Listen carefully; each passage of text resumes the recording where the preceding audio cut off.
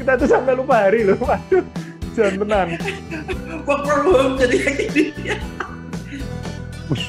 Gajinya dinaikkan, Pak?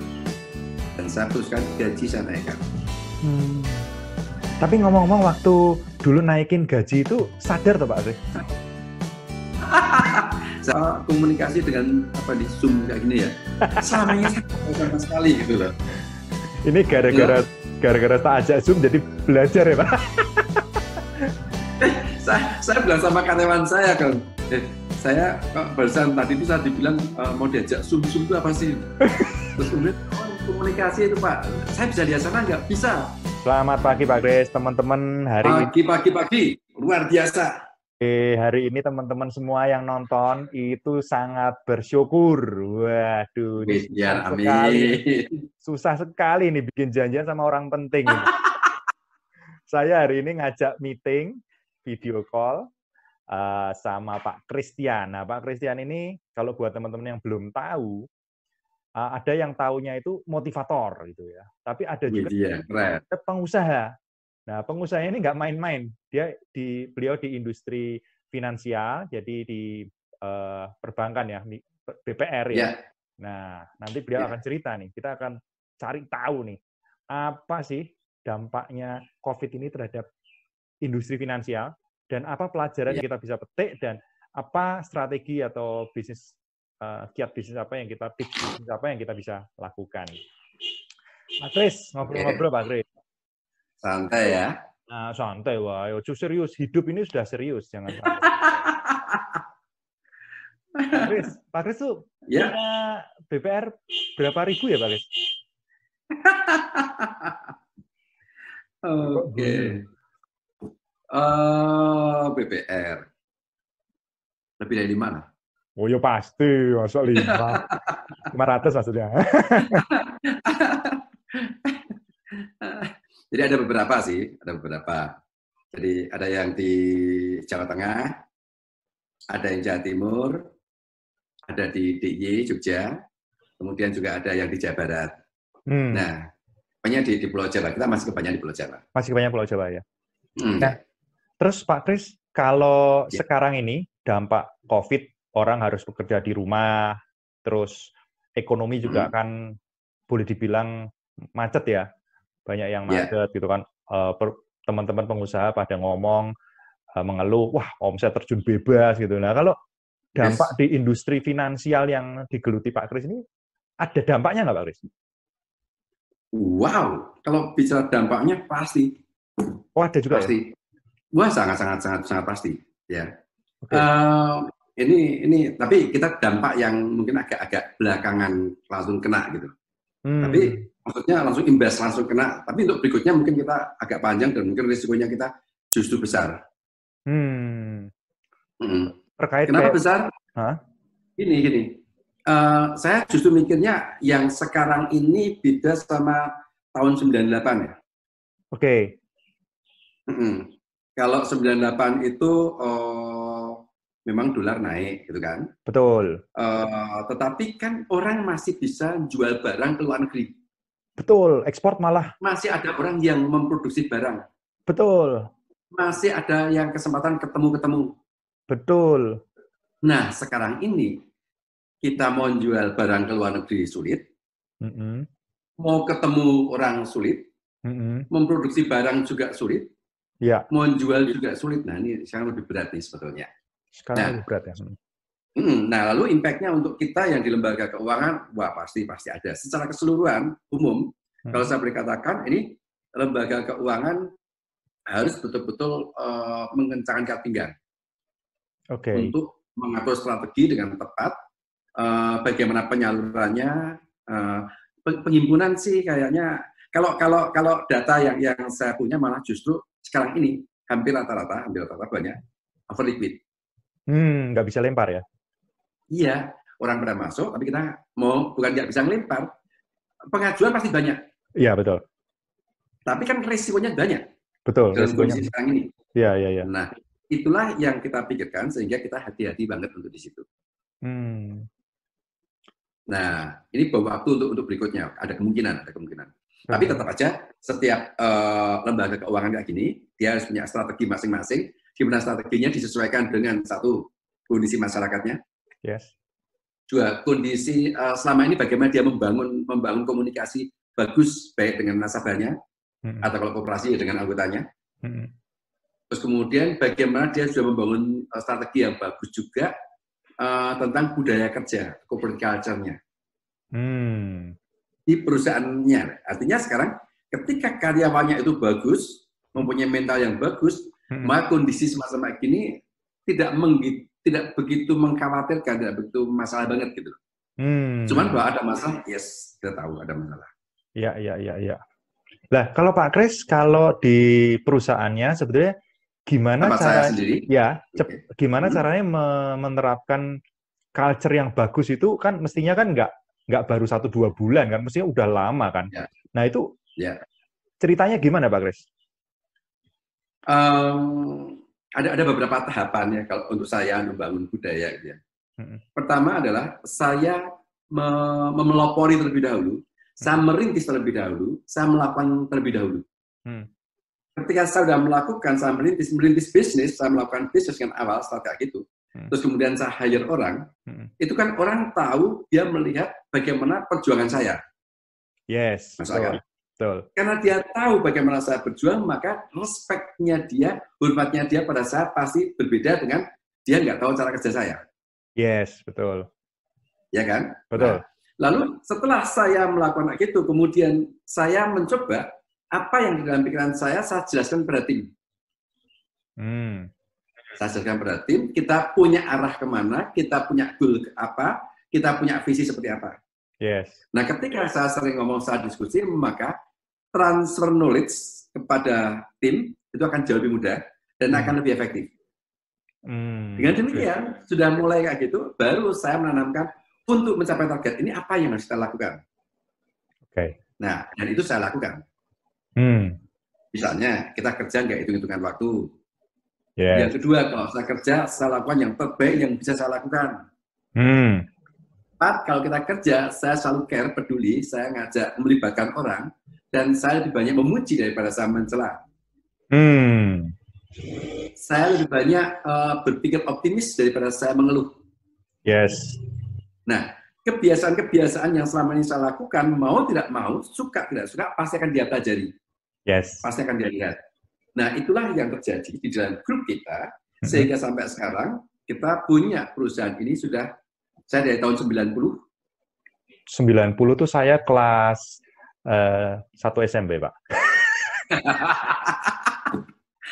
Dari tahun 90 sampai sekarang kita bertahan dengan bagus, kita bahkan berkembang terus. Gitu loh. Oh enggak, ding, kelas 3 SMP. Ya. Ini padahal yang nonton nantinya banyak yang tahun 90 baru lahir kali, Pak. Nah. Dan saya bersyukur, saya kemarin ini hari apa sih yang sekarang ini? Saya terus Rabu, Selasa. Kita tuh sampai lupa hari loh, Pak. Oh, Rabu, betul, Pak. Kita tuh sampai lupa hari loh. Waduh, jangan tenan. Work from home jadi kayak gini. Hari sama aja. Jadi gini, saya kemarin itu, direktur saya yang di Pati ngasih info ke saya, Pak Kris, provisiat untuk DPR ini masuk Infobank. Oh iya, oke. Terus kemudian yang satu lagi, yang di Jawa Timur juga masuk Infobank. Oh iya, oke, keren. Jadi kita langganan dapat penghargaan. Yes. Nah, lalu sekarang karena culture-nya udah bagus, maka ketika ada sesuatu yang prestasi bagus, langsung diangkat ke grup, lalu yang lainnya mengapresiasi semuanya. Salah satu contoh yang kita lakukan, yang terjadi. Jadi sekarang ini tanpa dengan saya pun mereka udah lakukan gitu loh. Karena kebiasaan yang dipupuk dari sejak dulu ya. Yes, itu habit yang benar. Jadi seperti tadi saya bilang, saya dari tahun 90 sampai sekarang udah sangat bagus. Sehingga jaringan perusahaan kita, kalau kita bicara kantor-kantornya mungkin sudah lebih dari 60 kantor mungkin. Kantor ini bukan perusahaannya loh, maksudnya dengan cabang-cabangnya gitu. Cabang-cabang, ya, luar biasa. Pak Kris, amin. Kalau bedanya strategi yang dilakukan Pak Kris tahun 98 nih, kan 98 juga kan Krismon juga kan, sama sekarang kira-kira apa Pak Kris? Gini, saya masih ingat. Ini pertanyaan yang memancing buat saya. Jadi review masa lalu gitu ya.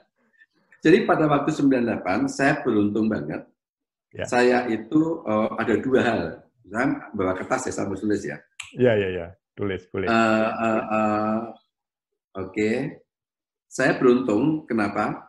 Saya waktu itu masih aktif di perbankan. Waktu itu Perbaindo, mungkin belum Perbaindo waktu itu ya.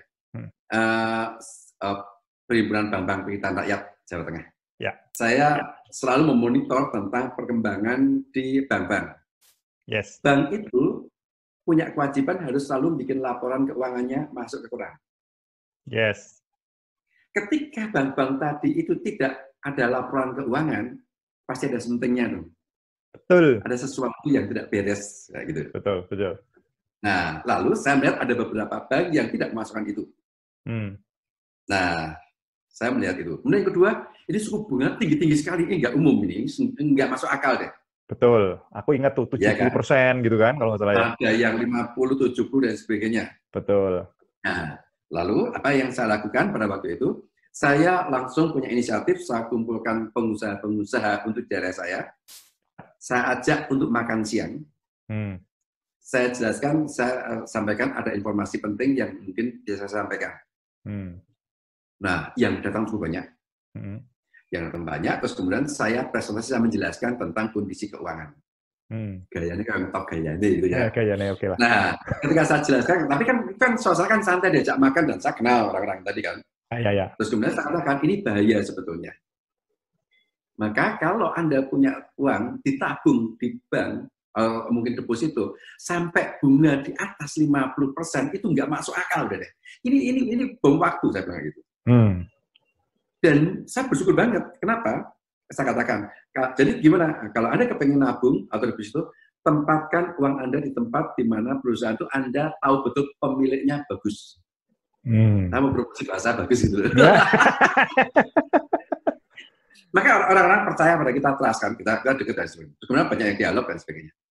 Yang terjadi adalah berikutnya, beberapa uang di-switch ke tempat saya. Yes. Dan sekitar 4 hari setelah saya bicara itu, bank-bank itu ditutup. Beberapa bilang ke saya, say thank you karena ada informasi itu, jadi kita tahu, nggak kejeblos banyak. Nah, dulu saya sangat sering untuk monitor kondisi itu.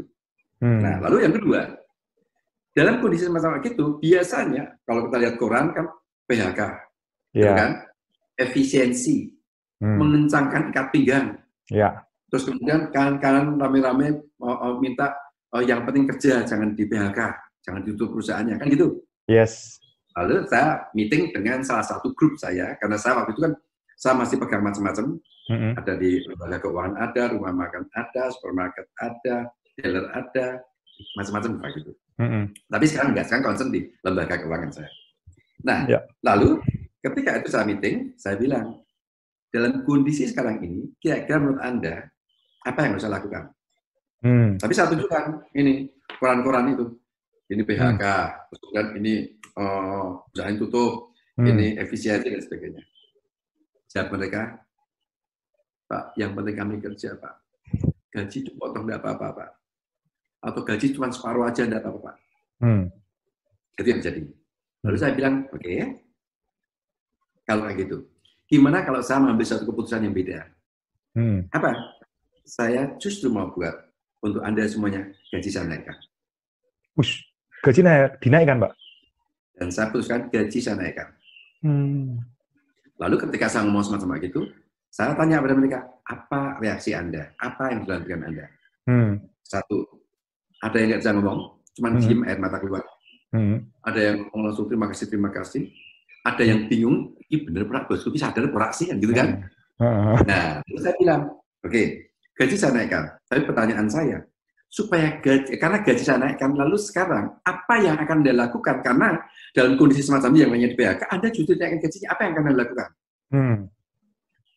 Jawab dia, saya akan kerja lebih bagus lagi, saya akan lebih loyal lagi, saya akan lebih rapi lagi dan bekerja, saya lebih disiplin, saya lebih semangat, macam-macam dia katakan. Oke. Langsung tulis terus pakai web chat itu, langsung dia, ya, oke. Pertanyaan saya, Anda punya komitmen pemikiran semacam itu, Anda yakin nggak Anda bisa lakukan? Jawabnya, yakin. Siap lakukan? Ya, oke. Kalau gitu, yuk kita lakukan sama-sama. Dan akhirnya, yang jadi, kita bisa atasi. Omset yang drop turun, bisa naik lagi. Tetapi, ada tapinya, itu tahun 98. Yes. Di mana orang masih bisa berkomunikasi, orang masih bisa ngomong, orang masih bisa belanja, orang masih bisa kumpul-kumpul, dan lain sebagainya. Ya, betul. Sekarang beda, bro. Tapi ngomong-ngomong, waktu dulu naikin gaji itu, sadar toh Pak Kris? Saya sadar dong. Sadar sepenuhnya. Saya justru dengan cara semacam itu untuk mengambil hatinya dia, untuk semangatnya dia. Daripada saya nggak naikkan, tetapi dia tambah amprol lagi semangatnya, tambah drop lagi, ya udah habis sama. Malah makin habis lagi ya kinerjanya mereka makin turun.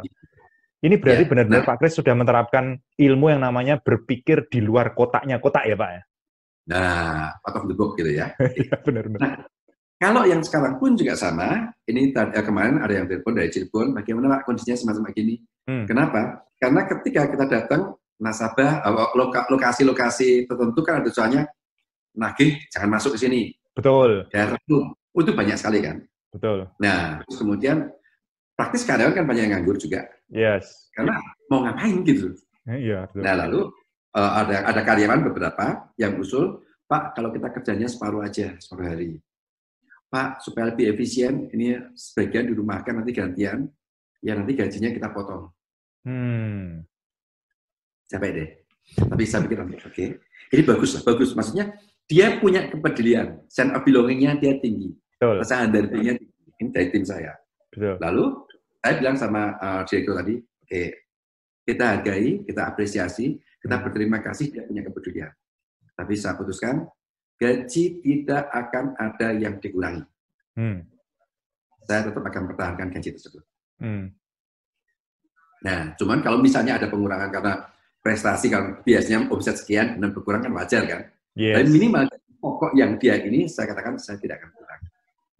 Nah, lalu langsung Pak, saya langsung sosialisasikan ke tim, saya bilang jangan. Ini hanya untuk ring 1 dulu. Yes. Jadi hanya untuk terlebih dahulu. Nah, lalu nanti mungkin berikutnya saya akan keluar. Luar biasa nih ya. Maksudnya memang saat ini kalau kita lihat pengusaha ini udah nggak bisa pakai strategi-strategi lama yang mungkin pernah dilakukan ya.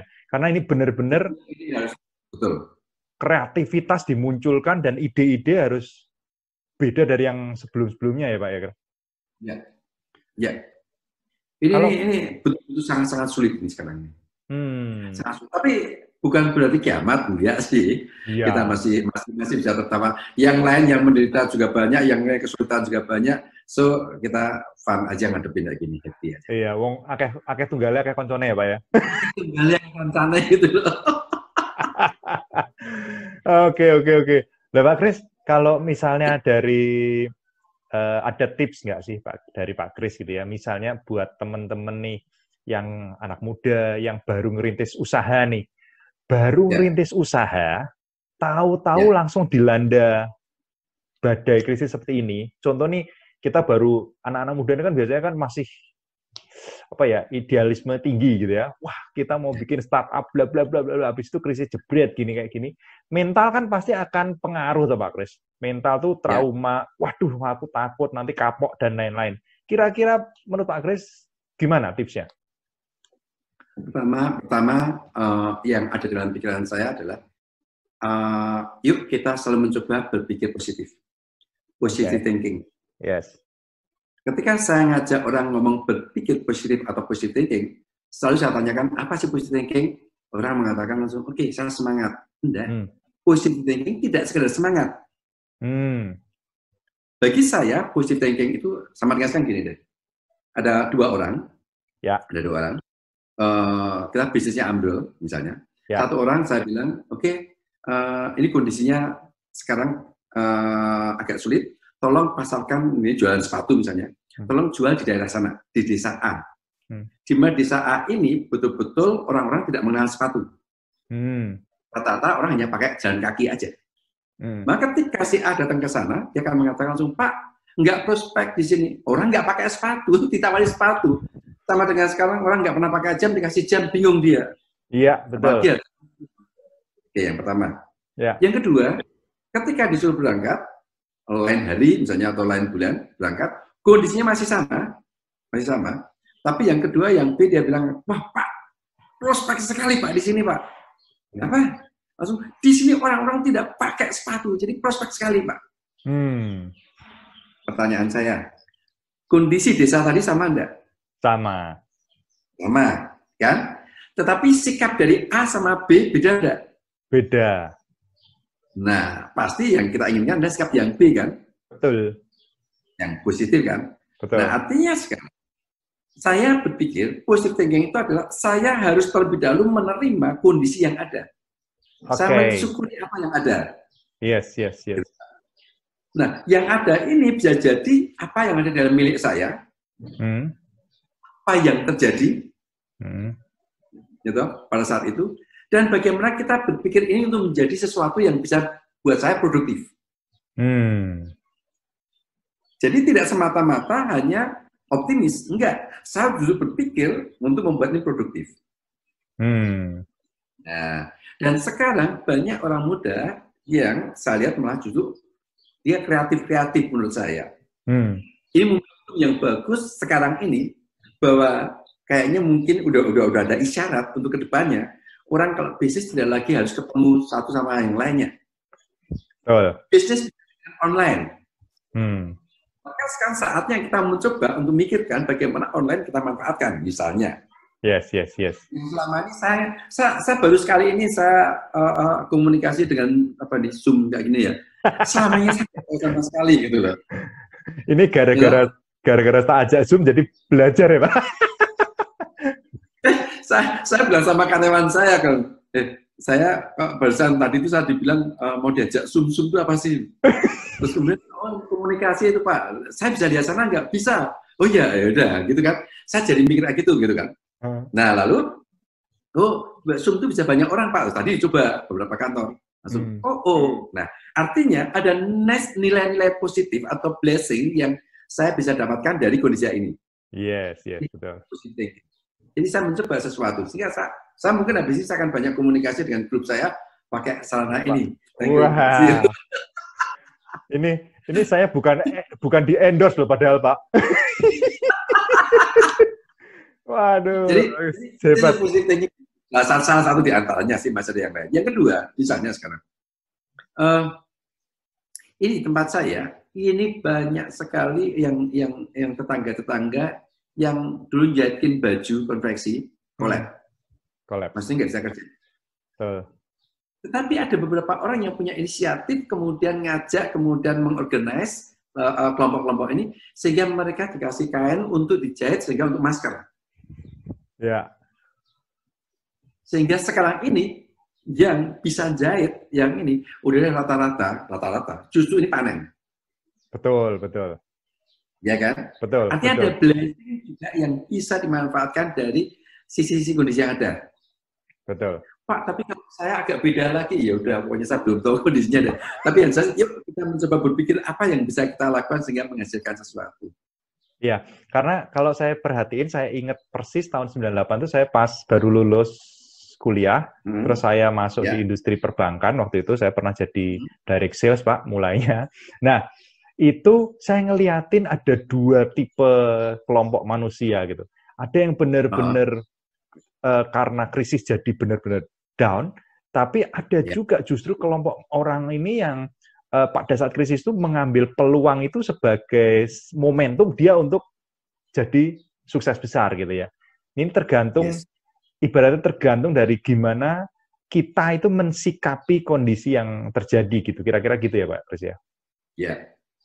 Ini ada juga pertanyaan, Pak Kris enak aja bicara karena Pak Kris beruntung. Maksudnya keputusannya ininya betul. Sehingga menghasilkan. Ya yang tidak, karena gitu kan pertanyaan muncul kan. Yang tidak gimana gitu kan. Saya berpikir tidak ada kata gagal dalam hidup ini. Yang ada saya ikutan Pak Tung ini saya. Karena saya dekat sama Pak Tung. Yang ada hanya bagaimana saya bisa berhasil dan bagaimana saya dapat belajar. Ya, betul.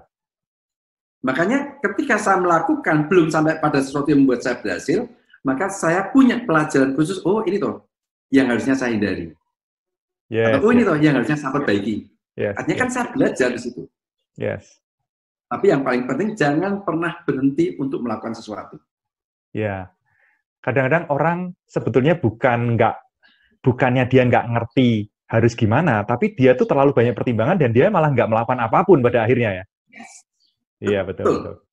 Betul. Terlalu banyak pertimbangan untuk melakukan sesuatu sehingga waktunya habis, lewat. Yes, betul. Ini ke depan kayaknya prediksinya salah satu yang akan tren tuh nanti masker itu nanti bentuknya nggak cuma putih atau hitam, Pak Kris. Ada motifnya. Ada gambarnya. Tadi saya lihat itu ada dari LV, Louis Vuitton, bikin masker, tapi harganya nggak umum kayak gitu. Tapi asik maskernya gitu. Jadi kreatifnya orang jadi kreatif deh. Iya, benar. Oke. Sip. Pak Kris, ini ya. Di luar sana nih kan masih banyak teman-teman generasi muda, anak-anak muda yang mungkin sekarang, let's say, dia baru mau lulus atau fresh graduate, atau yang memang bercita-cita ingin jadi entrepreneur.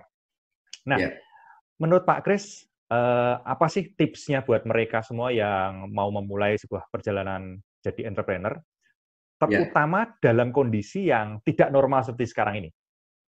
Oke. Yang pertama yang harus dipikirkan adalah harus punya mental dulu. Setuju. Mental, artinya punya dream untuk dia kepingin bekerja dengan gaya seorang entrepreneur, dengan gaya seorang pengusaha. Yang harus dipahami pasti risikonya besar, pasti lebih sulit, pasti lebih menarik, gitu kan. Saya pernah suatu saat, saya diajak oleh salah satu vendor dari apa itu untuk komunikasi dulu. Oh ya. Saya nggak usah sebutkan itunya. Nggak usah sebut merek deh, Pak. Nggak usah sebut merek. Kan kita nggak dibayar, Pak.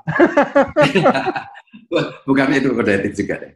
Nah, saya ngasih seminar itu di perguruan tinggi. Yes. Nah, ketika saya di perguruan tinggi tadi, saya bilang begini, saudara-saudara, saya kebetulan sekarang saat ini saya bekerja di lembaga keuangan perbankan, dan saya bersyukur perusahaan saya maju. Kita butuh sekian banyak karyawan. Karyawan saya kalau masuk itu rata-rata dari awal gaji sekitar 5 juta.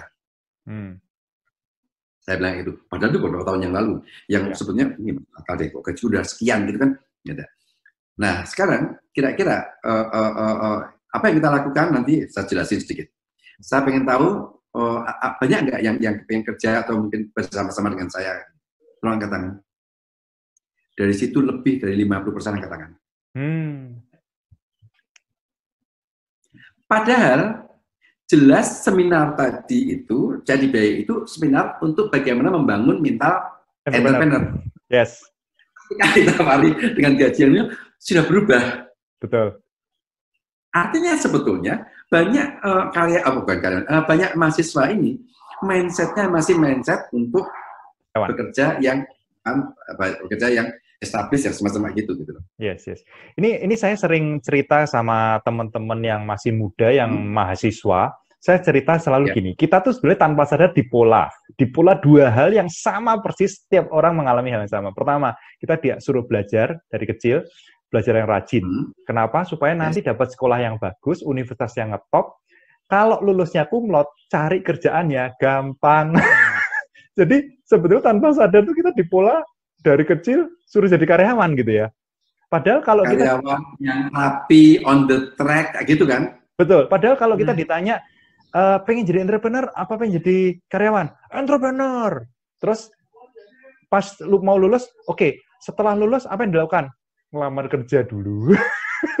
Baru nanti ngumpulin modal baru nanti mulai bisnis. Jadi ini sama ya, kok kondisinya sama yang tadi Pak Kris alami di mahasiswa tadi ya. Yes. Makanya Mendikbud sekarang ini membuat terobosan baru, saya pikir bagus. Tapi yang tantangannya cukup banyak, yes, saya tahu juga. Ya. Dan ini merubah paradigma ini bukan hal yang mudah. Saya beberapa tahun yang lalu menjadi salah satu bagian yang dikontrak dari sebuah bank besar untuk melakukan pendampingan coaching di perguruan tinggi se-Indonesia. Saya datang ke Jawa Barat, terus kemudian di sana ada yang doktor, ada yang S2, ada yang profesor, kemudian datang di situ, dosen-dosen, terus kemudian di training kita, mungkin 5 hari atau 4 hari, saya lupa deh waktu itu, terus kemudian bagaimana kita nge-coach dengan bagus untuk mahasiswa kita, supaya mempunyai mental bisnis entrepreneur. Habis itu kemudian yang itu jabat, terus kemudian saya yang di Jawa Tengah, semua dikumpulkan di Magelang, semua perguruan tinggi kumpul di sana, kita beberapa hari di situ. Setelah itu selesai, ini dosen-dosen kembali ke kampusnya masing-masing. Ya. Nah, kita mendampingi di kampus-kampus tadi. Nah, tapi bukan di kampusnya, tapi kita di salah satu bank yang memfasilitasi itu. Yes. Ini bank pemerintah, dan saya ada di situ. Ya. Nah, lalu pada waktu itu kita dampingin. Untuk bagaimana mahasiswa ini supaya mempunyai mental menjadi entrepreneur, tapi dosen ini bisa mengarahkan dengan cara yang benar menjadi seorang coach, gitu. Ya. Nah, problemnya kembali lagi. Ketika mahasiswanya sangat kepengen banget, tapi aturan-aturan dari kampus itu lebih mengarahkan kepada ketertiban, administrasi, nilai, ini dan sebagainya. Kreativitas itu sama sekali nggak ada harganya. Ya, betul. Belum dihargai gitu. Betul. Nah, jadi memang itu. Tapi saya mencoba dan akhirnya berhasil juga. Tapi dari peserta yang ikut di tempat saya itu, yang saya dampingin itu kurang lebih sekitar 15, karena itu kelompok-kelompok, kan ada yang di Solo, ada yang di Jogja, dan sebagainya. Saya dampingin itu, dari 15 yang kita dampingin, yang menjadi entrepreneur betul itu hanya sekitar 3. Yang lainnya kembali lagi aktif di kampus untuk berprestasi. Yes. Ya, ini challenge-nya bangsa Indonesia nih. Jelasnya. Nah, lalu sekarang yang harus dibangun ada environment, lingkungannya. Kalau lingkungan itu pasti akan bangun. Sekarang gini deh. Sekarang kenapa sih dalam tanda petik yang dari etnis China ini lebih banyak cenderung ke bisnis daripada ke pegawai? Karena kepaksa. Iya, benar. Gitu. Nah, kembali lagi. Sekarang pernah suatu saat saya mendampingi seminar grafologi. Grafologi, yes. Dari tulisan kita bisa tahu karakter orang. Ini pemalas, ini suka bohong, dan sebagainya. Ada di situ. Lalu, pada suatu saat, salah satu direktur saya suruh bawa tulisan anak buahnya. Yang lainnya juga bawa. Lalu dianalisa. Saya yang menyelenggarakan seminar tersebut. Tapi pembicaranya bukan saya menyelenggarakan. Karena saya tahu dan saya dekat sama dia. Ketika itu, dia bilang, ini hati-hati nih Pak Kris, orang ini karakternya nggak bagus. Ini suka bohong anak. Ini satu lagi, ini anak ini malas. Ini liatin ini bentuk-bentuknya. Bikin T, bikin I, dan sebagainya udah kelihatan. Congkak, kelihatan ya. Nah, lalu setelah itu selesai makan, gini. Ini yang menarik buat saya. Pak Kris percaya nggak bahwa tulisan itu bisa menunjukkan karakter seseorang? Saya bilang, ya bisa sih. Nah, sekarang kalau bisa, buktinya anak buahnya Pak Kris itu satu, potensi penipunya besar. Yang kedua, orangnya malas kelihatan tulisannya. Lalu kalau misalnya Pak Kris meyakini dan tahu itu, apa yang Pak Kris lakukan? Sampai di saya, gitu. Makan Tuhan buat saya, gitu kan. Saya jadi bingung, jawabnya gimana, gitu. Lalu sekarang saya bilang gini, oke. Saya mau tanya, ini kan pas makan. Bu, atau Bapak, saya mau tanya. Kalau laki-laki atau suaminya suka ngerokok, bisa nggak ngerokok disuruh berhenti? Ya sulit Pak Kris. Oke, good. Sudah ada tulisan, merokok bisa bikin jantung macam-macam. Ya. Gitu? Paru-paru macam-macam. Dan lain-lain. Gitu kan? Iya, betul. Tapi orang tetap ngerokok. Oke, lalu saya bilang, oke, sekarang saya ajak anak tadi atau bapak tadi yang suka ngerokok, yuk tak ajak ke Singapura 1 minggu. Kira-kira ngerokok nggak dia? Enggak. Karena lingkungannya nggak ngerokok. Iya. Gitu kan? Betul. Kalau ngerokok harus ada tempat tersendiri. Betul. Artinya lingkungan tadi mempengaruhi karakter orang tadi menjadi semacam gitu. Di Indonesia yang tidak suka antri, begitu sampai di sana terpaksa harus antri. Ya, ya. Masuk rumah makan antri, membayar kasir antri. Ya. Karena lingkungan. Nah, lalu jawaban saya pun juga sama sekarang.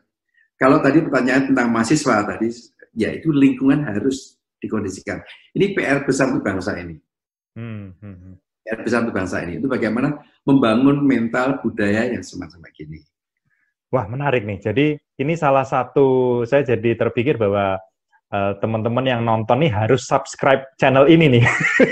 Sebab lingkungannya ini diciptakan untuk memberikan inspirasi sesuatu yang positif dan mengembangkan kreativitas kita gitu kan, yang pasti sehingga orang berani jadi entrepreneur nih gitu ya. Oke Pak Kris, ini waktu kita udah ngobrol cukup panjang. Thank you banget ngobrol-ngobrolnya pagi hari ini. Ya. Nanti kita harus setting lagi waktu nih kayaknya. Pasti banyak teman-teman di luar sana yang kepengin tanya banyak hal. Nanti kita coba cari tahu apa aja yang mereka pengen tanyain, terus kita nanti akan coba hubungin Pak Kris lagi buat minta insight-insightnya dari Pak Kris lagi ya Pak Kris ya. Boleh ya Pak Kris? Wes, keren nih. Sekarang udah jago sekarang, udah Zoom meeting udah jago dia. Oke Pak Kris. Terakhir Pak Kris, ada pesan buat anak muda nggak? Oke. Yang pertama, saya justru melihat kondisi sekarang ini kondisi yang bagus buat anak muda untuk belajar bahwa dunia ini kadang-kadang ada pasang surut, gitu. Ada mudah, ada sulit, ada kadang-kadang ada perubahan yang cukup besar. Kita punya kesempatan sama-sama untuk belajar menyikapi kondisi ini. Yes. Maka justru ini momentum untuk kita belajar. Itu yang pertama. Yang kedua, yuk kita mencoba bersama-sama mencari sesuatu yang bisa kita manfaatkan sehingga kita bisa melakukan hal yang produktif, walaupun dari rumah. Yes. Karena apa? Ini anak saya di rumah sekarang ini aktif bikin roti macam-macam dan roti ini enak. Kirim bisa Pak. Kemudian muncul untuk bikin roti, bisa jadi tak? Kirim, saya siap dikirim. Tester. Jadi, kita pahami suasana ini sesuatu yang harus kita syukuri untuk kita belajar bersama-sama. Yes. Yang kedua, cari sesuatu untuk kita bisa menghasilkan atau mendapatkan sesuatu. Thank you banget Pak Kris waktunya. Harapannya ilmu, pengalaman hidup dari Pak Kris yang luar biasa, yang dulu merintis karir dari bawah sekali. Orang banyak yang mungkin belum tahu bahwa Pak Kris sempat sempat berkarir itu jadi OB bahkan, tapi sekarang bisa jadi pengusaha. Harapannya ngalami gitu ya. Harapannya ya nggak ada yang bercita-cita jadi OB. Ini harapannya pengalaman hidup Pak Kris, pelajaran dari Pak Kris ini bisa memberikan manfaat buat banyak teman-teman di luar sana. Thank you banget Pak Kris. Thank you banget. Thank you. Salam sehat buat semuanya. Salam sehat buat keluarga. Semangat. Yes. See you Pak Kris. Ya, oke, thank you.